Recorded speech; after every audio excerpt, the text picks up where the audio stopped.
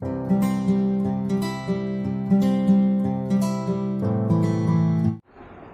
Friends, welcome back to my channel Deep classes, जिसमें आज हम जानेंगे कहानी की भाषिक विधियों के बारे में।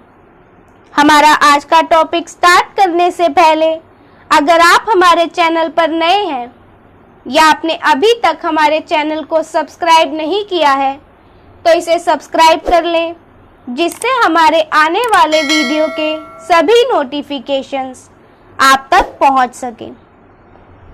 तो चलिए बिना देरी किए हम अपना आज का टॉपिक स्टार्ट करते हैं। आज का हमारा क्वेश्चन है, कहानी की भाषिक विधियां कौन सी है, निरूपण कीजिए। इसका उत्तर देखें तो किसी भी भाषा के व्यक्तिगत अर्जन और अभिव्यक्ति कौशल में कल्पना सृजनात्मकता को पुष्ट करने में अत्यंत सक्रिय तथा निर्णायक भूमिका निभाती है। इसलिए उसकी संभावनाएं और उसका वैविध्य असीमित होते हैं। अतः कहानी की भाषिक विधियों का अर्थ है कहानी में भाषा के कल्पनामय प्रयोग की विभिन्न विधियां। इसके अंतर्गत प्रायः नई विधियों के आविष्कार के साथ साथ ज्ञात और उपलब्ध विधियों के पारस्परिक संयोजन तथा गुम्फन संपादन और विनियोग के माध्यम में उसका नवीकरण भी शामिल होता है। इसी आधार पर कुछ सिद्ध प्रसिद्ध तथा प्रचलित भाषिक युक्तियों के 100 उदाहरण विवेचन इस प्रकार से प्रस्तुत किए जा सकते हैं।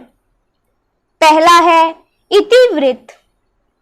इतिवृत्त का अर्थ है सरल, प्रवाहमयी तथा बोलचाल की भाषा में अपने कथन या सूचना बयान के रूप में प्रस्तुत करना। जैसे विशंभर नाथ शर्मा, कौशिक की कहानी, ताई की ये पंक्तियां। बाबा रामजी दास धनी आदमी हैं, कपड़े की आड़त का काम करते हैं, लेन देन भी है, इनसे एक छोटा भाई है, नाम है कृष्णदास। दोनों भाइयों का परिवार एक ही मकान में है। बाबा रामजी दास की आयु 35 वर्ष के लगभग है और छोटे भाई कृष्णदास की आयु 21 वर्ष के लगभग। रामजी दास निसंतान हैं। कृष्णदास के 2 संतानें हैं, एक पुत्र, वही पुत्र जिससे परिचित हो चुके हैं, और एक कन्या है। कन्या की वय 2 वर्ष के लगभग है। इस प्रकार की वर्णनात्मक भाषा को सरल तथा प्रमामयी भाषा कहते हैं। यह अभिधा के रूप में स्पष्ट तथा सूचनात्मक बयान भी कहा जा सकता है। वस्तुतः कहानी में अभिधा इतिवृत्त का निर्माण करती है, जिसमें इति का अर्थ है बस इतना ही, और वृत्त में वृत्तांत के संक्षेपण का भाव निहित है। इतिवृत्त में सामान्यतः वृत्तांत और उसकी प्रस्तुति के साथ साथ कथ्य और कथन के माध्यम का कलात्मक अंतर प्रायः बहुत ही कम होता है। कहानी कोई भी हो, उसकी भाषिक संरचना इतिवृत्त के दायरे में ही रहती है, चाहे इतिवृत्तात्मक रूप में या उसके आंशिक स्पर्श से संवृत्त होकर। इतिवृत्त कहानी के बीच बीच में आकर पाठक को सूचनाएं प्रदान करते हैं, जिससे पाठक उन्हें आपस में जोड़कर कहानी के निष्कर्ष तक पहुंचाता है।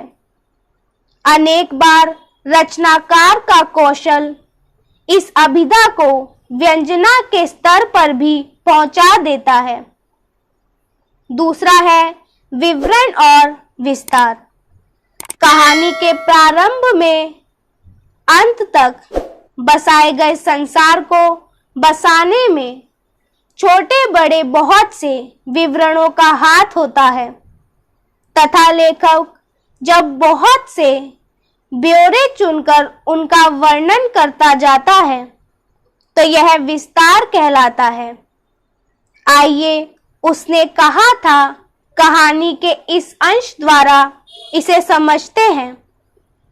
बड़े बड़े शहरों में इक्के गाड़ी वालों की जबान के कोड़े से जिनकी पीठ छिल गई है और कान पक गए हैं, उनसे हमारी प्रार्थना है कि अमृतसर के बम्बू काट वालों की बोली का मरहम लगावे।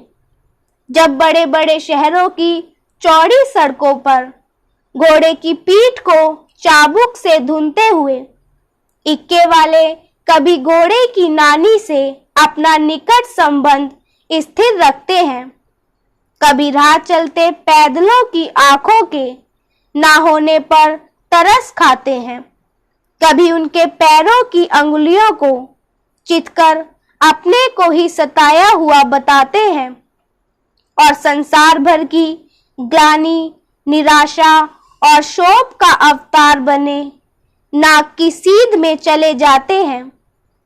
तब अमृतसर में उनके बिरादरी वाले तंग चक्करदार गलियों में हर एक लड़की वाले के लिए पहर कर सब्र का समुद्र उमड़ाकर बचो खालसा जी, हटो भाई जी, ठहरना भाई, आने दो लाला जी, हटो बाछा कहते हुए सफेद फेटे खच्चरों और बत्तखों, गन्ने, खोमचे और भारे वालों के जंगल से राह खेते हैं। क्या मजाल है कि जी और साहब सुने बिना किसी को हटना पड़े।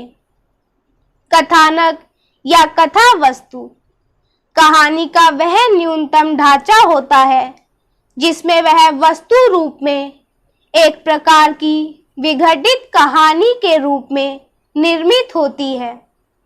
विवरण और विस्तार के तत्व उस वस्तु को एक प्रकार से हार्ड मास पहनाकर रंग रूप देकर उसे जीवित अनुभव में परिवर्तित करते हुए कहानी के अंदर का एक ऐसा वातावरण रचते हैं जिसके चुनाव और संयोजन में ही कहानी की मूल कथा बसती है।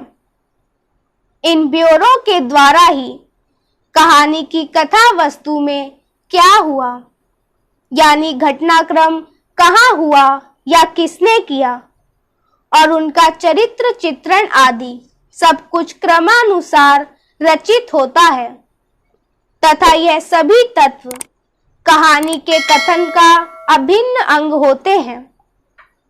तीसरा है विहंगम और केंद्रिक।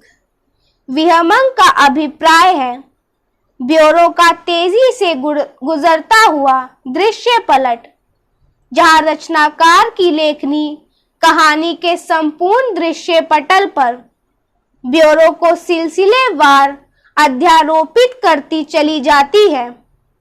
इस प्रक्रिया को अंग्रेजी में स्वीप कहा जाता है। केंद्रीय नामक दूसरी विधि अंग्रेजी के एक शब्द फोकस संयोजन का हिंदी अनुवाद है तथा अपने मूल रूप से ये दोनों शब्द मूवी कैमरा की भाषा से लिए गए शब्द हैं, जहां एक और विहंगम संयोजन के रूप में कैमरा पूरे दृश्य पर घूमता है, तो वहीं दूसरी ओर केंद्रीय संयोजन के अंतर्गत वह अपने अवधान के एक स्थिर केंद्र का चयन कर लेता है। उदाहरण के लिए प्रेमचंद की ईदगाह कहानी का अंश देखिए। सबसे ज्यादा प्रसन्न है हामिद, वह 4-5 साल का गरीब खूबसूरत दुबला पतला लड़का जिसका बाप गत वर्ष हैजे की भेंट हो गया और मां ना जाने क्यों पीली होती एक दिन मर गई। किसी को पता ना चला कि क्या बीमारी है, कहती भी तो सुनने वाला कौन था। दिल पर जो कुछ बीती थी वह दिल में ही सहती थी, और जब ना सहा गया तो संसार से विदा हो गई। अब हामिद अपनी बूढ़ी दादी अमीना की गोद में सोता है और उतना ही प्रसन्न है।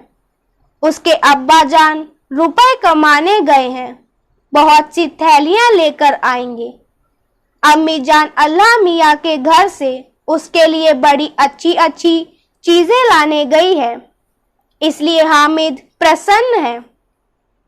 कहानी का यह अंश कथा वस्तु को प्रारंभ से लेकर विस्तार देता हुआ, पूरे कथानक को समेटता हुआ हामिद और उसकी दादी अमीना पर आ टिकता है।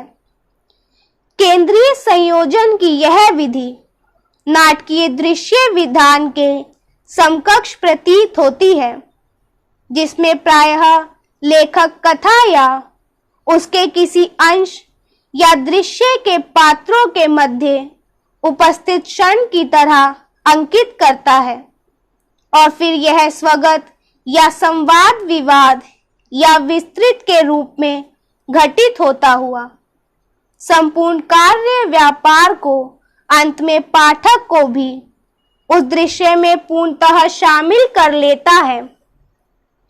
चौथा है रूपकीय संक्षेपण। इसका अर्थ है किसी वस्तु को वातावरण या दृश्याबंध से उठाकर उसे मनस्थिति के रूप में भावात्मक समतोल के समान बिंब में परिवर्तित कर देने की कुशलता या प्रक्रिया। मोहन राकेश कृत मलबे का मालिक कहानी का यह उदाहरण देखिए। जलते हुए किवाड़ का वह चौखट मलबे में सिर निकाले 7.5 साल खड़ा तो रहा था, पर उसकी लकड़ी बुरी तरह से भुरभुरा हो गई थी। गनी के सिर के छूने से उसके कई रेशे झड़कर आसपास बिखर गए। कुछ रेशे गनी की टोपी और बालों पर आ रहे। उन रेशों के साथ एक केंचुआ भी नीचे गिरा, जो गनी के पैर से 6-8 इंच दूर नाली के साथ साथ बनी ईंटों की पटरी पर इधर उधर सरसराने लगा। वह छिपने के लिए सुराख ढूंढता हुआ जरा सा सिर उठाता, पर कोई जगह ना पाकर 2 बार सिर पकड़ने के बाद दूसरी तरफ मुड़ जाता। केंद्रीय संयोजन की विधि से रचित मलबे का यह दृश्य बिना किसी प्रकट संकेत या सूचना के गनी की अनुभूति का बिंब बन गया है। जिन कहानियों में प्रायः कथागत वस्तु अपने से कई गुना बड़े या विस्तृत किसी यथार्थ का बिंब बनाती है, उन कहानियों में रूपकीय संक्षेपण का चरम शिखर या उसकी पूर्ण कलात्मक परिणति होती है। उदाहरण के लिए भीष्म साहनी की अमृतसर आ गया, निर्मल वर्मा की लंदन की एक रात, मोहन राकेश की मलबे का मालिक इस कोटि की प्रसिद्ध कहानियां हैं। इन कहानियों में कथा वस्तु के रूप में विकट और दारुण वैश्विक यथार्थ का मूर्त रूपकीय संप्रेषण किया गया है। इसमें राजनीति का शक्ति विमर्श जीवन का मुख्य नियामक तत्व बनकर उभरती है, और राजनीति से विभाजित और लोग भी जिनका कि इस स्थिति को उत्पन्न करने में ना कोई हाथ होता है और ना कोई हिस्सा, वह भी अनायास ही इसका शिकार बन जाते हैं। तो इसी के साथ हमारा आज का टॉपिक यही खत्म होता है, जिसमें हमने जाना हिंदी की भाषिक विधियों के बारे में। अगर हमारा आज का वीडियो आपको पसंद आया हो तो वीडियो को लाइक एंड शेयर करें, और हमारे आने वाले सभी वीडियो के नोटिफिकेशंस के लिए हमारे चैनल को सब्सक्राइब करें। Thank you for watching.